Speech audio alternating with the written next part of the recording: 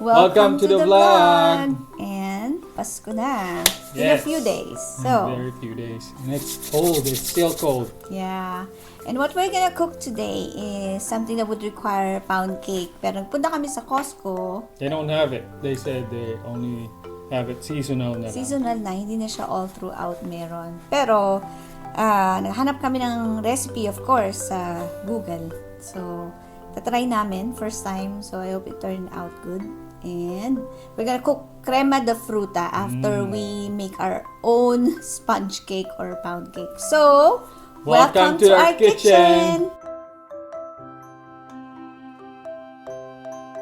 So, we're gonna make our pound cake muna. We have 2 cups of granulated sugar, 3 sticks of butter. This is an 8-ounce cream cheese. We need 6 eggs, 3 cups of cake flour. We have here salt, which is 1/8 teaspoon of salt. We will need 1 teaspoon of vanilla flavor or vanilla extract. So we need our electric stand mixer. We'll put our 3 sticks of butter. This is 3 sticks, and then this is, it called for 3 cups of sugar, pero 2 lang nilagay namin. So let's see if it turns out good. And we're gonna need this paddle. And it's important na yung butter natin is in room temperature. Let's use this.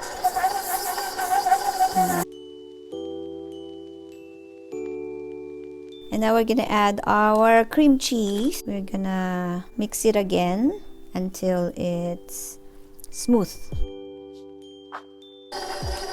Okay, so let's stop it to make sure we mix it. Scrape it. Scrape the side as well. Pwede na itong palaman sa pandesal. Ang bango. Start it again. Yan, smooth and fluffy na siya. So we're gonna add the egg one at a time on low, yung mixer. Yung ganito na mixture, cream cheese, sugar, and butter, masarap na siyang palaman. If you have Hawaiian roll, spread nyo lang sa top, tas init, will be ensaymada na. Anyway, let's keep going. So, one at a time. So, we're halfway. Nakatatlong egg na out of 6. Scrape muna natin tong side just to make sure na it is mixed well.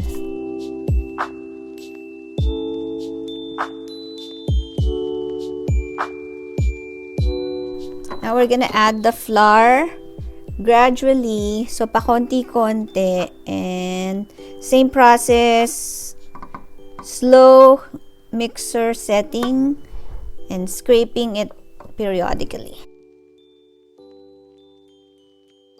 So kanina, yung cake flour substitute is all-purpose flour and cornstarch is what you need. Tapos, so 2 tablespoons of cornstarch sa cup mo, and then i-fill in ng all-purpose flour yung cup na yon. And that would make cake flour. Pero you need to sift it 2 times.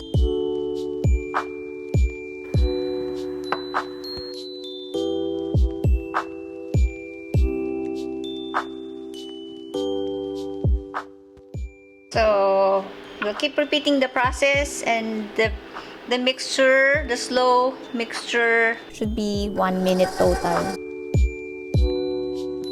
So now we're gonna add the salt. This is 1/8 teaspoon of salt.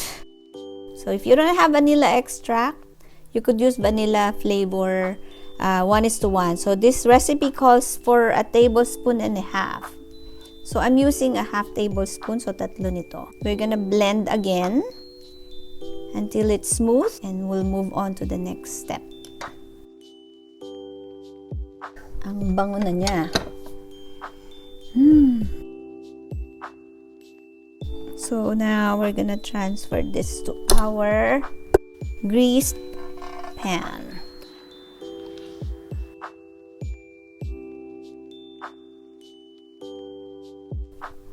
So it's in a pan already. We are not needing preheating of the oven this time. We're gonna put it in the cold oven. So we're gonna place this in the lower third of the oven, which is just below the center. So there, 300 degrees for an hour. When the toothpick comes clean, 1 hour to 1 hour and a half to. Let's just make it that, and we'll check it. So 1 hour na, and luto na siya. So it's only an hour for this pound cake, and it's success. Alright, so we're gonna prepare our custard. We're gonna need 1/2 cup of sugar, 1 cup of flour, 3 cups of milk.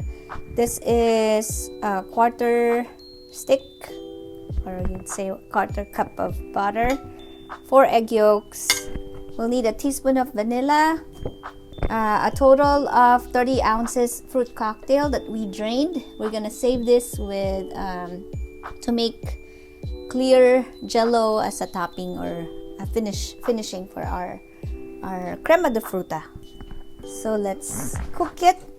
We're gonna be mixing in a sauce pan or in a pot our milk,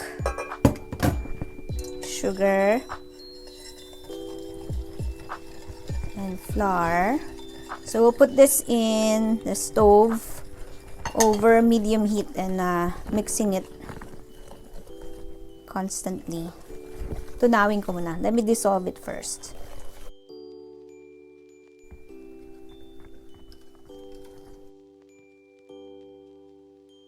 Let's cover muna and let it boil and stir. And now we're gonna add our egg yolks. So now it's really thick. We're gonna put our butter, a teaspoon of vanilla.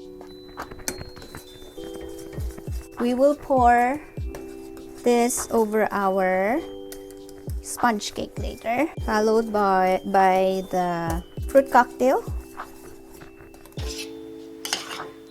Just wait for the butter. Let's just poke holes here so it would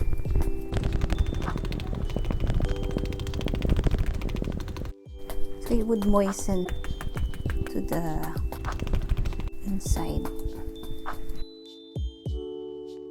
Pour over our mixture.